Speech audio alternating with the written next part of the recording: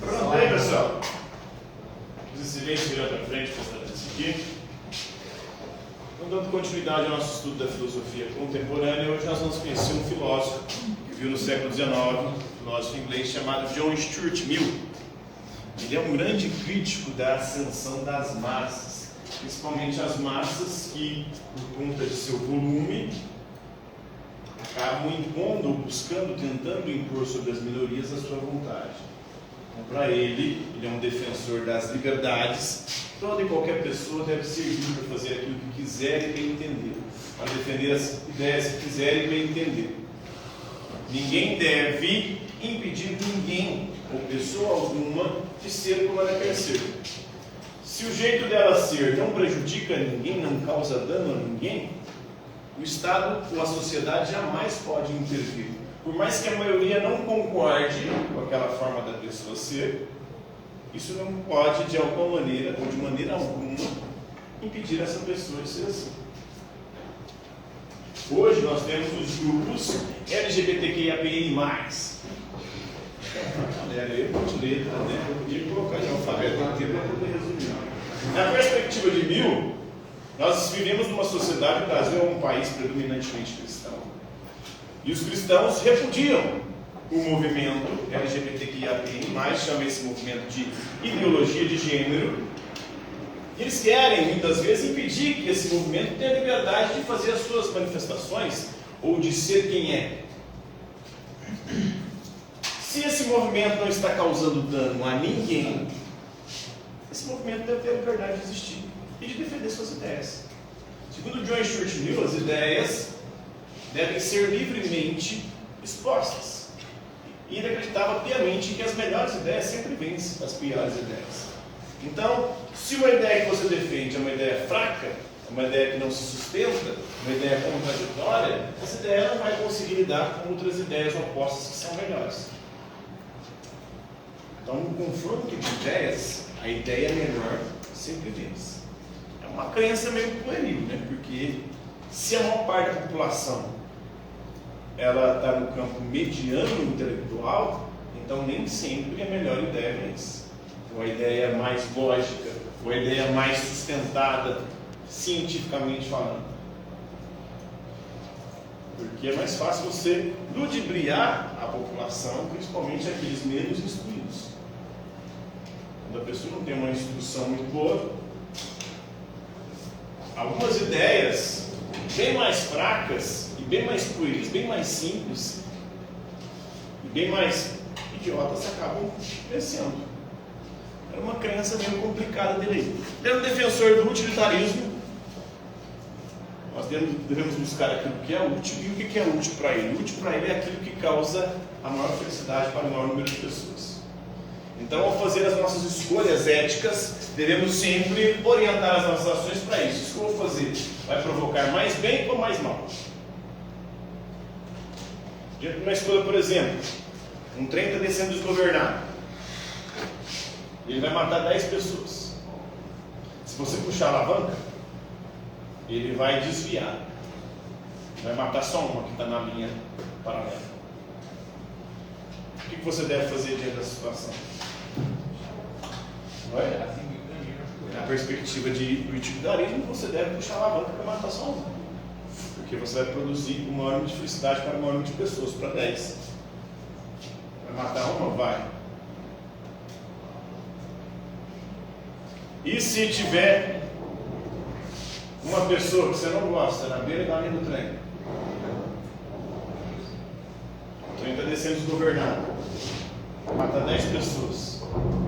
Você empurra essa pessoa para ela entrar na trilha do trem e o trem vai desgovernar e vai sair e não vai matar as 10. Você empurraria a pessoa? E se essa pessoa fosse seu pai, sua mãe, a pessoa que você mais ama nesse mundo? Aí os 10 que se fodem, né? Mas para ele é sempre pensando na maior felicidade para o maior número de pessoas, né? Ele vai falar também da qualidade e quantidade dos prazeres, porque felicidade é prazer. Mas existem prazeres superiores e inferiores. E a gente deve se preocupar muito mais com a qualidade do que com a quantidade. Os prazeres superiores para eles são os prazeres intelectuais. São esses que fazem com que a gente se engrandeça, se torne pessoas melhores. Os prazeres físicos carnais são prazeres inferiores. Então, na hora de escolher os prazeres que causam maior ou menor felicidade, devemos focar mais naqueles que nos trazem mais qualidade, que são os intelectuais. Os carnais geralmente estão relacionados à quantidade, né? Você precisa de sempre cada vez mais, porque o nosso corpo, nosso aspecto físico é muitas vezes insaciável.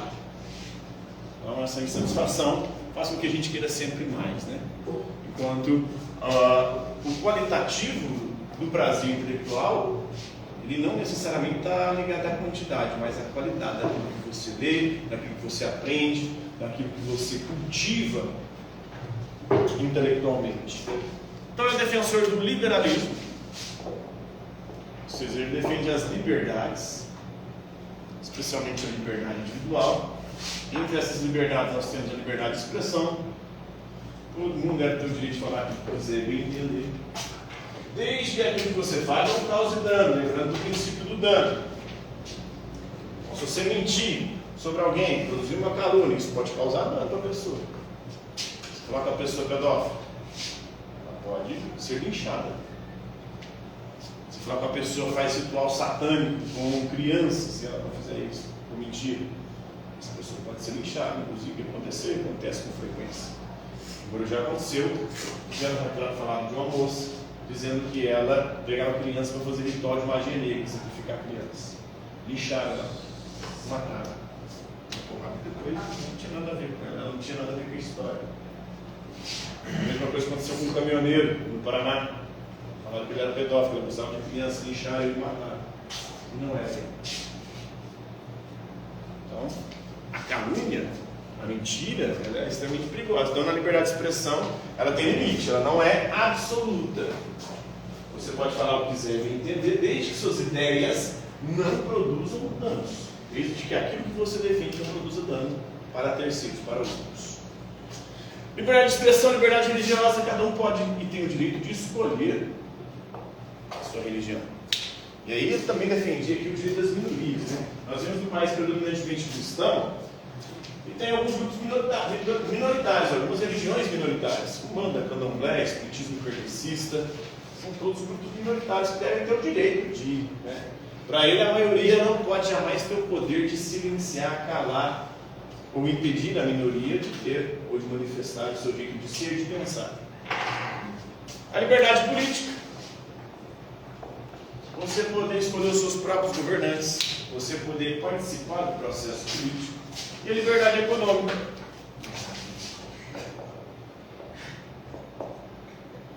Você poder comercializar com quem quiser e bem entender, sem intervenção do Estado. O Estado não deve intervir na economia. A economia deve funcionar de acordo com as leis do livre mercado, da oferta e da procura. E nós devemos ser livres para poder vender a nossa mão de obra, firmar contratos.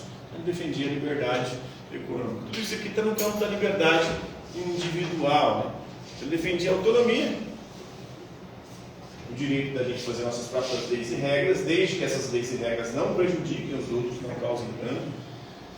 Ele defendia o desenvolvimento pessoal, nós devemos buscar o saber e o conhecimento, porque é isso que causa um prazer mais elevado. É o conhecimento que nos produz um prazer, que é um prazer que engrandece o ser humano, que satisfaz o lado racional do ser humano, porque o ser humano é um animal racional. Satisfazer o corpo, você satisfaz o lado animal. Satisfazendo a razão, você busca o conhecimento, e você satisfaz o seu cérebro, você satisfaz a parte mais genuína do ser humano, a parte essencial do ser humano, que é a razão, buscando o conhecimento. Aí você se desenvolve pessoalmente. Era um defensor da democracia. O povo deve ter o direito de escolher seus próprios representantes políticos. Mas a democracia dele era um pouco meio falhada nesse aspecto, porque não era o direito de todas as pessoas terem o mesmo poder de escolha de voto. Para ele, pessoas intelectualmente superiores deveriam o voto deles valer mais do que pessoas ignorantes, porque pessoas ignorantes, com o seu voto, podem produzir coisas danosas para a sociedade. Então, se a maior parte da população é ignorante, ela não sabe como funciona o processo político, tem pouco conhecimento, ela é mais facilmente ludibriada e pode acabar escolhendo e votando por ser maioria e ganhando alguém que seja problemático e que cause danos para a sociedade. Eu defendia a democracia representativa, de poder eleger representantes, ele defendia o sufrágio universal, votos para homens e mulheres. Na época era século XIX que ele vivia, a mulher não podia votar. Mas, como eu disse, o sufrágio deve ser universal, mas alguns votos devem valer mais do que outros. Votos de intelectuais, de pessoas com conhecimento mais elevado, deveriam valer mais do que pessoas ignorantes. Ele defende a proteção das minorias, de grupos minoritários, como hoje tem o LGBTQIA+, as religiões minoritárias, as religiões que têm menos, contra a maioria que muitas vezes quer silenciar esses grupos, quer impedir esses grupos de existir. Ele era um defensor da justiça social e da redistribuição de renda. Ele defendia o seguinte, ele defendia a liberdade de cada um ter, com a liberdade econômica, a sua própria propriedade. Mas a propriedade não pode ser um direito absoluto. A propriedade deve buscar ter um fim social, fazer bem para a sociedade. Se a propriedade se acumula toda nas mãos de poucos e a maior parte da população fica privada dessa propriedade, é preciso haver uma redistribuição dessa propriedade. Ele, inclusive, defendia a cobrança progressiva de impostos. Quanto mais rico uma pessoa, mais impostos ela deve pagar. Quanto mais pobre, menos impostos. Assim você conseguiria redistribuir a renda, segundo John Stuart Mill. Ele defendia também a liberdade negativa, a liberdade positiva é você poder escolher fazer o que quiser, bem entender. A negativa é o seu direito de ninguém impedir você de fazer o que você quiser fazer. Se o que você vai fazer não causa dano para os outros, você é livre para fazer. Você pode cultivar a religião que você quiser, pode ter a sexualidade que você quiser, você pode achar que você é um cachorro, um gato, um passarinho, pode ser o que você quiser. Se isso não está causando dano para os outros, você tem essa liberdade. Inclusive você tem o direito de, por exemplo, fumar, de beber, de usar drogas, fazer o que você quiser. Você vai estar causando dano para si mesmo, você não pode causar dano para os outros. Individualmente você pode fazer as coisas que você quiser. Um liberalismo pragmático, muito mais do que teórico. Ele pensa na prática. O teórico, muitas vezes, ele acredita numa utopia, numa liberdade absoluta. Essa liberdade absoluta é problemática. A liberdade ela precisa ter alguns limites, porque se ela não tiver limites, ela começa a impedir a liberdade dos outros. Se uma pessoa só é dona de todas as terras, de todas as propriedades de um país, ele tira a liberdade dos outros de ter acesso a uma propriedade. Então, ele pensa nessa perspectiva, muito mais pragmática. A liberdade absoluta, ela coloca limites. Um rico tem muito mais liberdade do que um pobre. O pobre, que liberdade que ele tem? Liberdade de escolher a escola onde ele vai estudar, o hospital onde ele vai ser atendido, o médico que vai atender, não tem. Não tem liberdade nenhuma. Então, o pregador religioso, por exemplo, se dirige aos observadores. O Mill era contra a censura. Você pode defender a religião que você quiser. Se essa religião não está causando dano para ninguém, tranquilo, está favorável. Você pode acreditar em extraterrestre, pode acreditar no demônio, no Satanás, fazer cultos rituais satânicos, desde que você não prejudique ninguém. Quer acreditar no diabo, Satanás? Acredite como você quiser. Era contra a censura, a favor da liberdade de expressão, independentemente da opinião manifestada. Você quer ser do partido, do movimento nazista? Beleza. Você pode reunir, defender as ideias, mas a partir do momento que você começa a fazer alguma coisa para prejudicar alguém, causar dano, aí não. Aí causou dano, aí o Estado e a sociedade tem que te reprimir. Você pode defender as ideias mais absurdas que você quiser. Você só não pode praticar. O nazismo defende a eliminação de negros, de ciganos, de homossexuais. Você quer defender isso? Defende. Você pode reunir para defender isso, essas ideias. Você não pode colocar em prática essas ideias. Porque isso vai causar dano. Para defender isso. Os maiores absurdos do mundo, está ali para defender.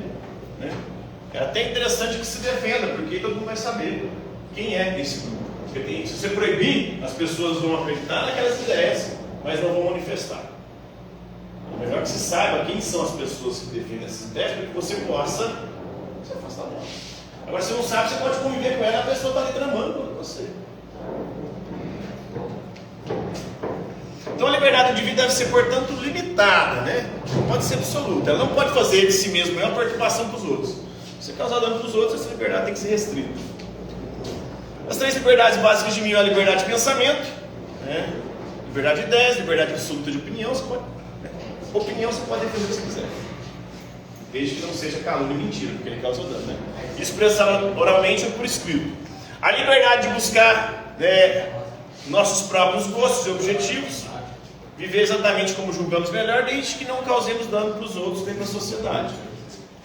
E a liberdade de associação entre os indivíduos. Você pode reunir, você é nazista, beleza, você defende, né, coisas aí, a eliminação de grupos, pode reunir para defender essas ideias. Você não pode praticar essas ideias, né? O direito de se unir com os outros para quaisquer fins não prejudiciais, desde que não haja coerção dos membros, né? Então esse é o liberalismo aí do John Stuart Mill. Compreenderam?